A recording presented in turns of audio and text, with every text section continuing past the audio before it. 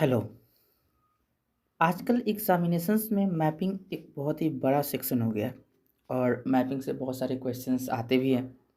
या तो वो सिविल सर्विस का एग्ज़ामिनेशन हो या पीसीएस का एग्ज़ामिनेशन हो और भी बहुत सारे तरह के एग्ज़ामिनेशंस में जो एसएससी लेवल के जो एग्ज़ामिनेशंस होते हैं, उसमें भी मैपिंग से क्वेश्चंस होते हैं। इसीलिए यह सेक्शन हमारे लिए बहुत इम्पोर्टेंट हो गया है। तो आज के मैपिंग के सेक्शन में हम एशिया को कवर करेंगे। हमारे धरती पर 7 कॉन्टिनेंट्स और 5 ओशियंस हैं, जिसमें से लार्जेस्ट जो कॉन्टिनेंट है वह है एशिया। एशिया को तो आप सिंपल देखते होंगे, लेकिन इसके बहुत सारे पार्ट्स हैं। हम एशिया के अलग अलग एरिया को अलग अलग नामों से जानते हैं। जैसे कि जो पूरा नॉर्दर्न पार्ट है आपका इधर रसिया वाला, इसको नॉर्दर्न एशिया कहा जाता है, क्योंकि रसिया का बहुत सारा पार्ट यूरोप में भी आता है। यूरल माउंटेन लगभग इस जगह पर है और इससे इधर जो यहाँ तक जो इसका एरिया है बॉर्डर, यहाँ तक रसिया है। तो जो पार्ट रसिया का यूरोप में है उसको यूरेशिया कहा जाता है, इसलिए रसिया यूरोप में भी आता है। एक ऐसा कॉन्टिनेंट एशिया का जो यूरोप में भी आता है।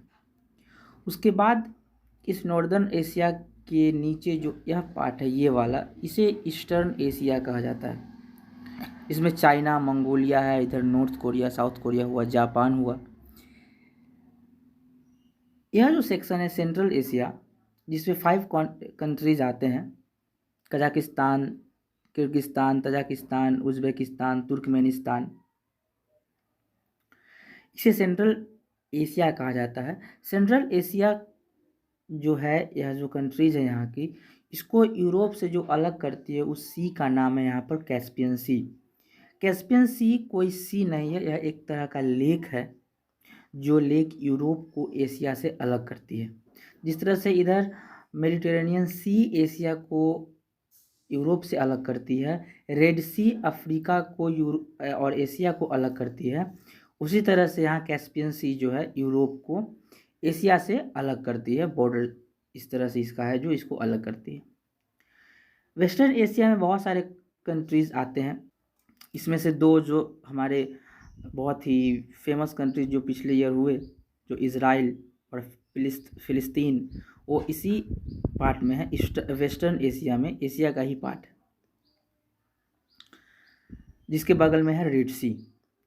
साउदर्न एशिया में हमारा कंट्री आता है इंडिया और पाकिस्तान, अफ़गानिस्तान, नेपाल, भूटान, बांग्लादेश, ये सारे कंट्रीज साउथ एशिया में आते हैं। श्रीलंका भी आती है नीचे। उसके बाद यह जो पार्ट है एशिया का, साउथ ईस्टर्न एशिया, साउथ में eastern part of Asia, this countries, यह जो यहाँ जो कंट्रीज़ है, जैसे कि यहाँ पर थाईलैंड है, लाओस है, वियतनाम है, कंबोडिया है, और भी बहुत सारी कंट्रीज जो साउथ ईस्टर्न एशिया में है। आप अगर एक ग्रुप का नाम जानते होंगे, ASEAN. ASEAN means association of south eastern Asia, south eastern nation. तो वो जो ग्रुप है वो इसी पार्ट के कंट्रीज को मिलाकर बनाया गया है आसियान। सो तो एशिया का जो है डिफरेंट अलग अलग नामों से जो जिस पार्ट को जाना जाता है, कई बार हम कंफ्यूज होते हैं न्यूज़ वगैरह में, और भी बहुत जगह लोग केवल सेंट्रल एशिया यूज करेंगे, वेस्टर्न एशिया यूज करेंगे, साउथ एशिया यूज करेंगे, या साउथ ईस्टर्न एशिया यूज करेंगे। तो इससे हम कई बार कंफ्यूज हो जाते हैं, इसलिए मैपिंग का सेक्शन हमारे लिए इम्पोर्टेंट है। एग्जामिनेशंस में कई बार सेंट्रल एशिया से क्वेश्चंस आ चुके हैं, क्योंकि यहाँ पर जो यह सी है, एरल सी, यह भी एक तरह का लेक है जो कजाकिस्तान में आता है।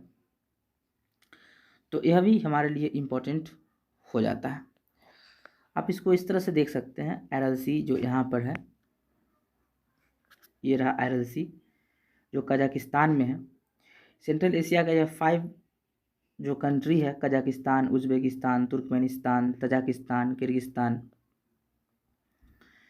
ये हमेशा न्यूज़ में रहता है और इससे बहुत सारे क्वेश्चंस आते रहते हैं, क्योंकि यहाँ पर कैस्पियन सी है, एरल सी है और लेक्स, ये दोनों लेक है और लेक से कमीशन में क्वेश्चंस आते हैं। तो इस एशिया को हम और भी अलग एंगल से देखते हैं, इसको और अलग तरह से जानने का कोशिश करते हैं। एशिया के ऊपर से यह आर्कटिक सर्किल जाता है और यहाँ से ट्रॉपिक ऑफ कैंसर और यहाँ से इक्वेटर, देखिए, क्योंकि एशिया ही एक ऐसा कॉन्टिनेंट है जिसके अंदर से 3 लैटिट्यूड जो है वह गुजरती है। एक आर्कटिक सर्किल, एक इक्वेटर और एक ट्रॉपिक ऑफ कैंसर।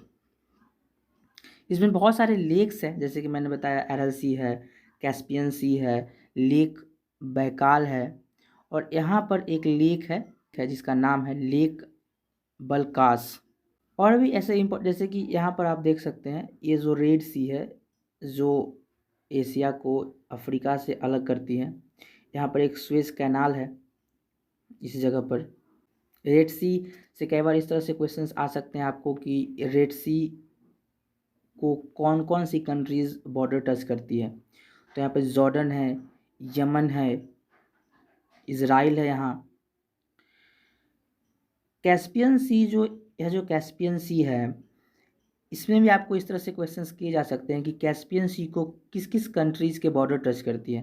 तो क्योंकि यहाँ पर हमें पता नहीं चल रहा है कि कौन कौन सी कंट्रीज़ के बॉर्डर कैस्पियन सी को टच करती है, तो हम इसको एक नए मैप में इसको देखते हैं।